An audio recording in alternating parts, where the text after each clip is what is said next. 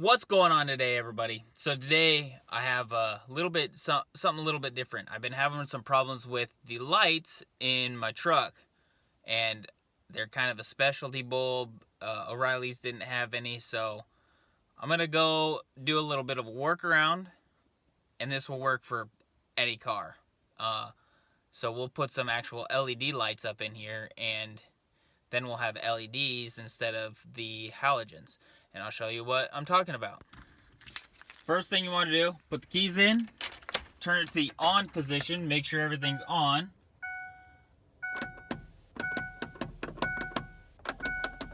Both of these are not working anymore.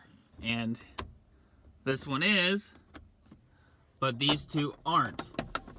So we'll take this down, and this is just held in by clips, but we can just take this down, and there's going to be a connection right there.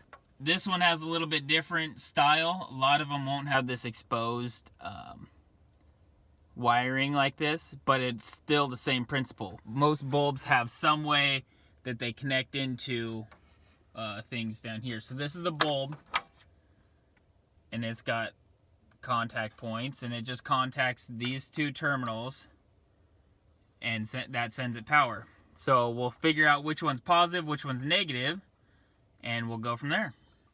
Now with the piece still plugged in, make sure that you're on. So click your light. So that will give you power through. And if it's not, try clicking it again. And then we can do the bulb. We can check the bulb for continuity. So set it to ohms and run across the leads, and if it reads 0, that means there's still connection.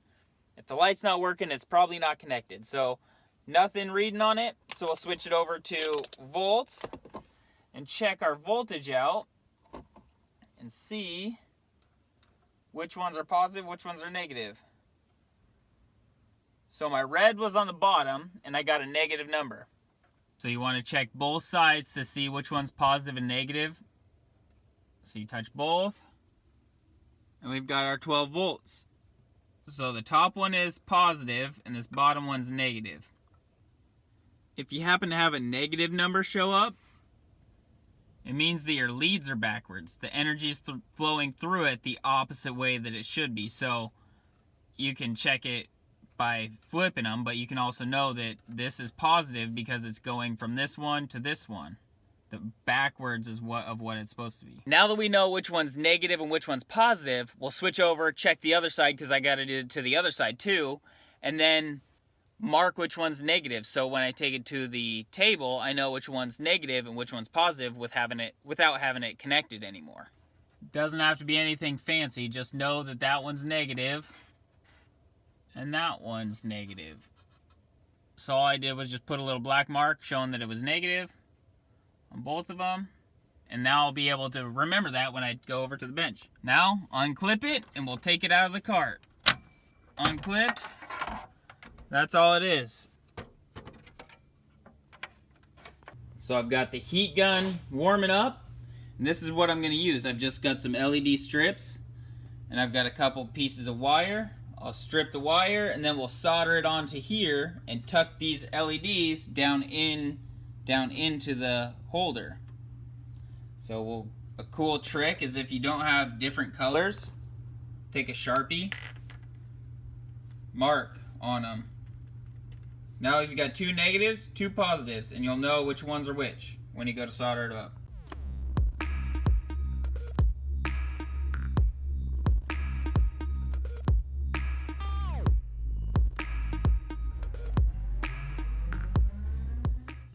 These little LEDs, you don't want to have too much of your wire exposed on the end, because then you've got a whole bunch of exposed wire just hanging out. So what I do is I always cut it maybe a little bit over, but you can go back through and just chop off the copper as much as you need. So we'll cut a pretty good chunk off of that. And now we've got a really small place the solder to instead of a large one.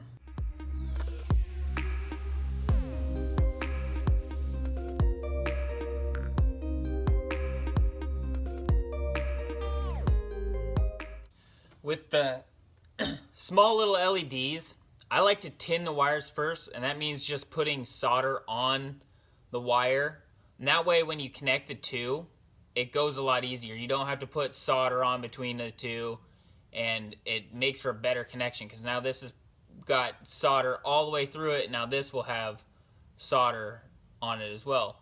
And I also go through and put solder on the terminals that I need to connect to. Now these have a positive and negative side, and it looks like this top part is positive and this bottom row is negative, and you can tell because it's got a little, anyways, you can kind of see it, but there's a 12 volt right there and a negative symbol. So that means that this row is negative, this row is positive. So we'll take our negative wire, our black wire, and connect it to the negative side. Okay, and then we'll take a positive wire, stick it to the positive side.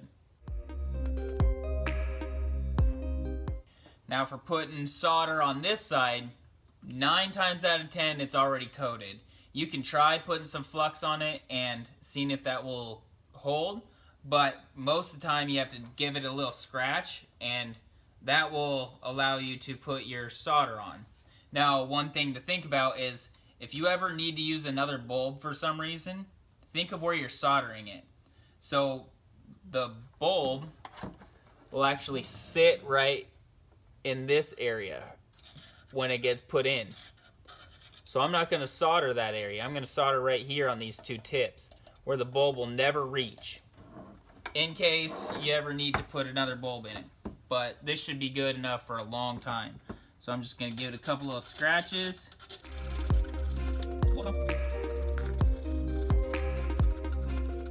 Okay. And then we'll bend our wires. We know we want our LEDs to be facing down. So we'll bend our wires, and this is our negative side. So we'll bend it to where we think it should go. Our negative and our positive on our positive. And that way the bulb can still come in there if this ever falls out or needs replaced. We can just cut it out. And here's what the other side looks like.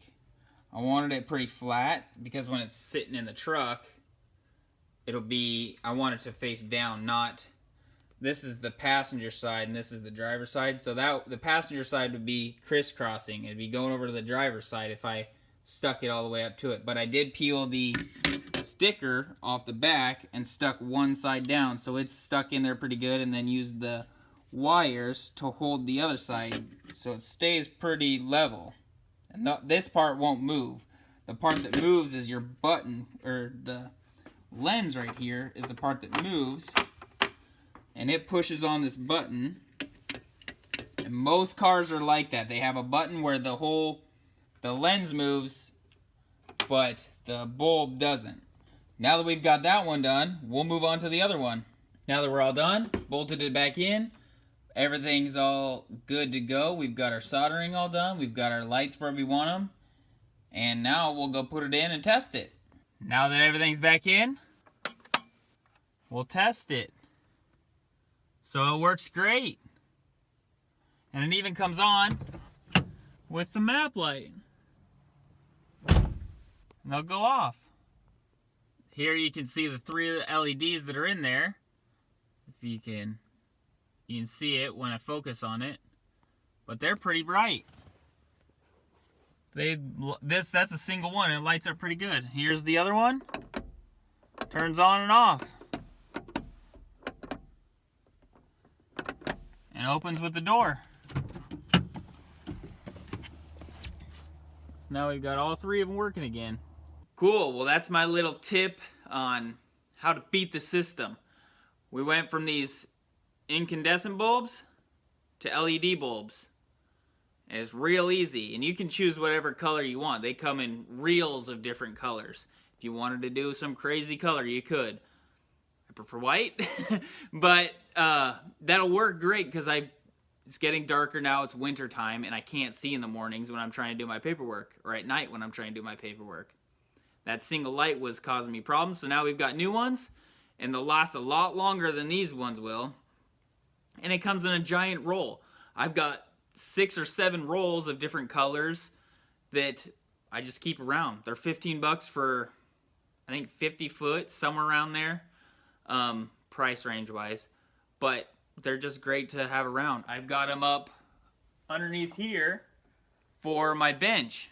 You can see the LEDs just running along the top of the bench, and it provides a pretty good amount of light for it. So those LEDs are powered by this little old phone charger. You want to look for 9 volt or 12 volt. They can go up to 15, or I think they're rated for 20 volt. But you want to stay with 9 volt output. And your milliamps, that will determine how long they last. If you have a super high milliamp, it will just burn out real quick. But your 9 volt 300, these ones have lasted me a long time like this. And it's just an old phone charger. Cut the end off on your positive side, your negative side, and wire it up to the LEDs. Now that you're all pros for beating the system, we went from halogens, incandescent, to LEDs, just like that. Quick and easy. Got it done. Anyways, that's how I do my lights now. Don't buy bulbs anymore because the bulbs are $5. The whole reel was 15, and I can do hundreds of them. Anyways, that's going to do it for me today, guys. Hope you learned something. Hope you use it. It's a pretty cool little trick, and I'll catch you guys on the next video. Peace!